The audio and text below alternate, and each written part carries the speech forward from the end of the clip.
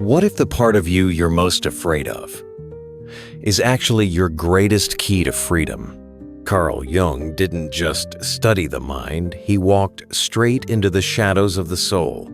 And what he found there might be the very thing that sets you free. Who was Carl Jung? He wasn't a guru. He wasn't a prophet.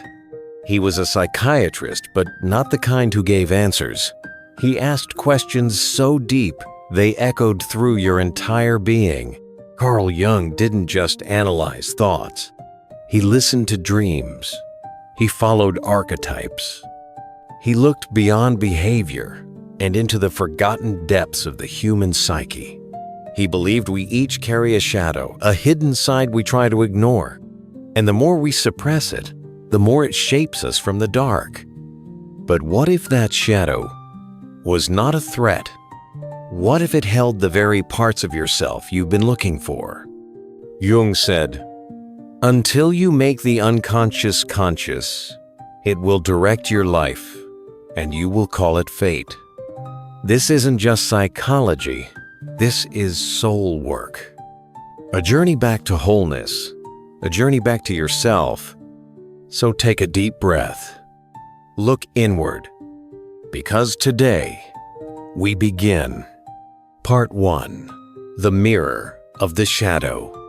Carl Jung believed that everyone, yes, everyone carries a shadow. It's the part of ourselves we push down, the part we judge, suppress, reject. It might be your anger, your jealousy, your shame, but it could also be your creativity, your wildness, your unexpressed power. To Jung, the shadow wasn't evil, it was misunderstood. He saw it in his patients, he saw it in himself. He understood that the more we hide it, the more it leaks out in our relationships, our choices, our fears. Jung once wrote, "One does not become enlightened by imagining figures of light, but by making the darkness conscious." He wasn't inviting us to be perfect. He was inviting us to be whole, to meet the hidden parts of ourselves not with judgment, but with compassion, to shine a light, not to destroy, but to understand. Because what we deny will dominate us. But what we embrace transforms us. So ask yourself, what part of you have you been hiding? From shadow to symbol, Jung believed that the darkness inside us wasn't meant to be feared, it was meant to be understood. And one of the most powerful ways that understanding emerged was through dreams. Part 2. Dreams are not random. To most people, dreams are strange, fragmented, or just forgotten by morning. But to Carl Jung, dreams were sacred. He believed they were not random but rich with meaning. A personal language spoken by the soul, filled with symbols, archetypes, and emotional truth. Jung said, "The dream is the small hidden door in the deepest and most intimate sanctum of the soul." In one case, a patient kept dreaming of drowning over and over in a dark, endless lake. To her, it was terrifying. To Jung, it was a message. He didn't interpret the dream like a puzzle to solve. He gently helped her explore what the water represented, and slowly, she uncovered something buried, a fear of emotional closeness shaped by a deep childhood wound. When she began to face it, the dream changed. The lake grew still. The terror faded. That's how Jung saw dreams not as distractions, but as divine signals. A nightly whisper from your unconscious, inviting you inward. He taught that we dream not to escape reality, but to meet it, to see what we're not seeing when we're awake. So the next time you dream, Don't dismiss it. Sit with it. Sketch it. Ask it what it's trying to show you. Because inside your dreams, your soul is speaking. From the private world of dreams to the outer world of strange timing, Jung saw meaning everywhere. Part 3. Synchronicity. When the universe whispers. Most of us call them coincidences. A thought of someone, and suddenly they call. A song that plays just when you need to hear it. A strange alignment of events that feels too precise to be chance. Carl Jung gave this phenomenon a name: synchronicity. To Jung, synchronicity wasn't magic, and it wasn't luck. It was meaningful coincidence. Events that connect, not through cause and effect, but through inner truth. He believed that when the outer world mirrors the inner world, something sacred is happening. One day, during a session, a patient of his shared a dream involving a golden scarab, a sacred beetle in Egyptian mythology, symbolizing transformation and rebirth. As she spoke, a real scarab-like beetle struck the window. Jung opened it, and the beetle flew in. To him, this wasn't just an odd occurrence. It was a message. The patient was on the brink of a personal breakthrough, and the universe responded. Jung said, "Synchronicity is an ever-present reality for those who have eyes to see." He believed that life is not chaos, it's patterned. And the more aware we are of our inner world, the more attuned we become to the signs that surround us. So ask yourself, what patterns keep returning? What signs have you been ignoring? Maybe the universe isn't shouting. Maybe it's whispering.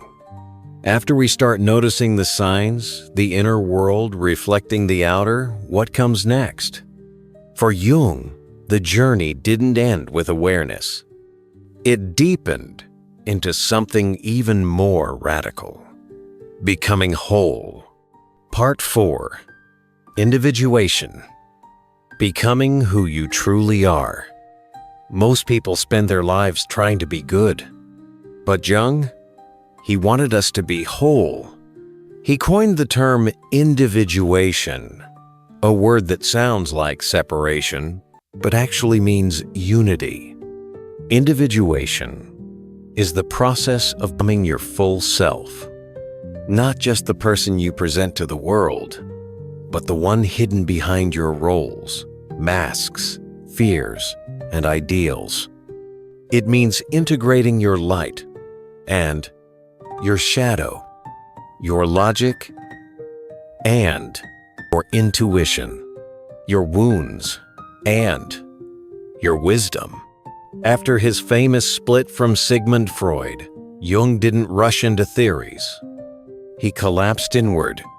He went through what he later called a creative illness. He withdrew from the public eye. He painted mandalas. He recorded his dreams. He didn't run from the chaos inside him.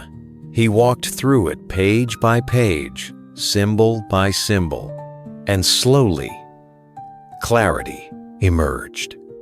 Out of that darkness came his greatest contributions to psychology, not formulas, but truths, not systems, but symbols. Jung taught that your true self isn't found by fixing your flaws. It's found by embracing your contradictions. He wrote, "Wholeness is not achieved by cutting off a portion of one's being, but by integration. You don't need to become someone new. You need to remember who you are." So ask yourself, what parts of you have you exiled that are ready to come home? After the long journey inward of seeing the shadow, decoding dreams, following signs, and integrating all parts of the self, what's left? The wound, But to Jung, that's where everything begins. Part 5. The wound is the portal. Carl Jung didn't fear pain. He honored it. To him, the wound wasn't a flaw in the system. It was system. A built-in path to transformation if we're willing to follow it. He believed that our greatest suffering often contains the exact key to our growth. Just like the ancient alchemists sought to turn lead into gold, Jung believed that we too could transmute pain into wisdom. But only if we stop running from it. He said, "I am not what happened to me. I am what I choose to become." In that one sentence, there's a revolution. You are not defined by your trauma, your past, your failures. You are defined by how you rise from them.